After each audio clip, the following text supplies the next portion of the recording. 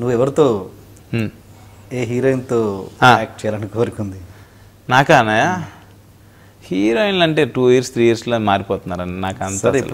సరే నీ ఇప్పుడు ఈ వయసు ఆ హీరోయిన్స్ ఇప్పుడు ఉంటే ఈ ఫలానా హీరోయిన్తో చేయాలని ఉందని నిజంగా అంటే కనుక శ్రీదేవి గారు, నాకు శ్రీదేవి గారు ఒకళ్ళు, సావిత్రి గారు ఒకళ్ళు, రీసెంట్గా కాజల్ గారు, మన తెలుగు కాజల్, తెలుగు హీరోయిన్ కాజల్ గారు. అంటే కొన్ని క్యూట్ ఎక్స్ప్రెషన్స్ ఉంటాయి, నాకు చాలా ఇష్టం. కొట్టుకునేటప్పుడు కానీ తిట్టుకునేటప్పుడు కానీ మిస్టర్ పర్ఫెక్ట్లో కానీ కొన్ని వాటిల్లో నాకు చాలా ఇష్టం. అంతే, ఇంకా ఎవరు వీళ్ళతో చేయాలి వాళ్ళతో చేయాలని అయితే మటుకి అదేం లేదు. కానీ ఓకే, ఆయన హీరోయిన్ గురించి అడిగింది, హీరోల గురించి అడగచ్చు కదా. ఏ హీరోతో చేయాలని మల్టీ స్టార్ ఏ హీరోతో చేయాలనుంది? ఏ హీరోతో చేయాలనుంది? నా ఫ్రెండ్ అన్నయ్య సాయిధరం తేజ్తో చేయాలనుంది. అవునా? నాకు చాలా ఇష్టం ఆడంటే.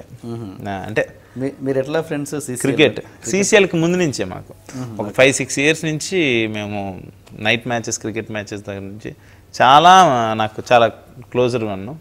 తనతో చేయాలని. ఇప్పుడంటే స్టార్ రేంజ్కి వెళ్ళిపోయాడు, ఇంకా పెద్ద స్టార్కి వెళ్తాడు, డెఫినెట్గా ఇంకా సూపర్ స్టార్కి వెళ్తాడు. నాకు ఇష్టం. మా ఇద్దరు బాడీ లాంగ్వేజ్, ఇద్దరం తిట్టుకుంటూ ఉంటాం, ఇద్దరం భలే ఉంటుంది. మా కెమిస్ట్రీ చాలా బాగుంటుంది. ఓకే, ఏదన్నా మల్టీ స్టార్ సినిమా అంటే కనుక నాకు ఫస్ట్ ప్రిఫరెన్స్. నేను వాటికి అనుకుంటా, తన ఏ స్టేజ్లో ఉంటాడు, నేను ఏ స్టేజ్లో ఉంటాను తెలియదు, కానీ నా ఇదనమాట. చాలా బయట మీ ఇద్దరం కలిస్తే అక్కడ ఎంతమంది ఉంటే అలా అందరూ మా ఇద్దరు కల్లే చూడాలి, అటెన్షన్ అలా అయిపోతారు. అంటే అంతా కొట్టుకోవడం కానీ, తిట్టుకోవడం కానీ, నవ్వుకోవడం కానీ అలా ఉంటుంది మా ఇద్దరం మధ్యన. అందుకని నాకు ఆ కెమిస్ట్రీ ఈజీగా ఉంటుంది. ఏ సీన్ అయినా కూడా ఆ రిలేషన్ వల్ల ఏంటంటే ఏ సీన్ అయినా కూడా చాలా ఈజీగా చేసేయగలుగుతామని. అంతే, అంటే మిగతా వాళ్ళతో చేయకూడదని కాదు చెప్తున్నాను. ఫ్యామిలీ డాక్టర్ల నుంచి యాక్టర్లుగా ఇండస్ట్రీలో మారిపోయారు కదా, అసలు చదువంతా వేస్ట్ అయిపోయిందని ఎప్పుడు అనిపించదా మీకు? అస్సలు కాదన్నయ్య. చదువు అనేది నాకు తెలిసి అంటే వేస్ట్ అని నేను అనగానే డెస్టినీ అయితే ఒకటి రాసి పెట్టి ఉంటుంది మనకి, దాని ప్రకారంగా వెళ్ళాలి. ఆ టైంలో చదువుకోమని చెప్పాడు దేవుడు, చదువుకున్నా. ఈ టైంలో ఇలా ప్రొడక్షన్ చేసుకోమన్నాడు, చేసుకున్నాం. ఈ టైంలో హీరోగా చేయమన్నాడు, చేస్తున్నాడు. రేపు ఏం చేయమంటాడో తెలియదు. అంటే ఎందుకు ఈ మాట అన్నాడంటే చదువు వల్ల ఏంటంటే వాట్ ఈజ్ వాట్ అని బయట తెలుస్తుంది అన్నయ్య. ఒక లోకజ్ఞానం అనేది తెలుస్తుంది. చదువు అంటే పుస్తకాల్లో ఉన్నది చదువుకోవడమే చదువు అంటే మట్టి నేనైతే అది అనుకోలే. ఒక తెలుసుకోవచ్చు కదా, వాట్ ఈజ్ వాట్ అని తెలుసుకోవచ్చు, అసలు బయట ఏం జరుగుతుందో ఏంటి అని తెలుసుకుంటే. కానీ మేము మటుకి అది మా లైఫ్లో మటుకి అన్నయ్య, నేను, మా చిన్నోడు ముగ్గురు డాక్టర్ లేదు, ముగ్గురు ఇటు వచ్చేసాం ఈ ఫీల్డ్లోకి. ఇప్పుడు ఇది యాక్టింగ్ అంటే హీరోగా అవ్వడానికి ముందు ఏంటి చేసిన ఎక్సర్సైజ్ ఏంటి? అసలు అనుకోకుండా వచ్చావు కదా, అసలు ఎలా? ఇష్టం అన్నయ్య. అది కూడా నాకు ప్రొడక్షన్ ద్వారానే హెల్ప్ అయింది. ఎందుకంటే మేము చేసిన ఆట కావచ్చు, ఛాలెంజ్ ప్రోగ్రామ్ కావచ్చు, ఫ్యామిలీ సర్కస్, మాయాదీపం, వీటిలో చేసేటప్పుడు ఏంటంటే నేను ఆట ఒక పార్టిసిపెంట్గా చేశాను. నేను ఓంకార్ బ్రదర్గా తెలియదు. ఓకే ఓకే, నేను సెలక్షన్స్కి వెళ్ళా. ఆట 3 నాకు బాగా గుర్తు. నేను ఓంకార్ బ్రదర్ అని తెలియదు, సెలక్షన్స్కి వెళ్ళడం జరిగింది. నేను సెలెక్ట్ అవ్వడం జరిగింది. టాప్ 12 కంటెస్టెంట్లో నేను పార్టిసిపేట్ చేశాను. బట్ ప్రొడక్షన్లో అందరికీ తెలిసిన ఓంకార్ బ్రదర్ అని, జడ్జెస్కి తెలుసు, అన్నయ్యకి తెలుసు. కానీ అలా నా టాలెంట్తో టాప్ 5 వరకు వచ్చేసా. టాప్ 5 వరకు వచ్చేసాను అన్నయ్య. టాప్ 5 వచ్చేస్తే జీ తెలుగు యాజమాన్యం వాళ్ళు, ఓంకార్ గారు తమ్ముడు టాప్ 5లో ఉన్నాడు, ఫైనల్స్ జరిగిపోతున్నాయి రేపు ఎల్లుండో. ఇప్పుడు ఈ టైంలో ఓంకార్ బ్రదర్ అశ్విన్ అని తెలిస్తే ఓటింగ్ సిస్టమ్ ఉండేది. అప్పుడు గెలవటానికి ఎవరిని గెలవాలంటే ఓటింగ్. ఈ టైంలో సెకండ్ ప్లేస్ కానీ ఫస్ట్ ప్లేస్ కానీ ఏ ప్లేస్ కానీ వస్తే రేపు ఎప్పుడన్నా ఓంకార్ తమ్ముడు అశ్విన్ కాబట్టి తనకు ఆ ప్లేస్ వచ్చింది, వాళ్ళు కుమ్మక్క అయిపోయారు అన్న మాట వస్తే ఆటకి బ్యాడ్ నేము, మీకు బ్యాడ్ నేము, ఛానల్కి బ్యాడ్ నేమ్ అన్నారు. అప్పుడు ఆట అంటే ఓంకార్, ఓంకార్ అంటే జీ తెలుగు అంటే ఇలా వయసు వరుస ఉండేది. అన్నయ్య వచ్చి అన్నాడు, ఇలా అంటున్నారు తమ్ముడు ఏంటంటే, అన్నయ్య నువ్వు ఎలా అంటే అలా, నాకు ఏం ఇంత ఆలోచించామని కూడా కదా, ఎలా అంటే అన్నయ్య మీరు ఎలా అంటే అలా అన్నయ్య అంతే. అప్పుడు 5 కాస్త ఫైనల్స్లో 4 చేశారు. ఫైనల్స్లో నన్ను ఒక స్పెషల్ పర్ఫార్మెన్స్ చేయమన్నారు అన్నయ్య. స్పెషల్ పర్ఫార్మెన్స్ దశావతారం సాంగ్ చేశా. కమల్ హాసన్ గారిది రాయని మంత్రం కంటేనే సాంగ్ ఉంటుంది.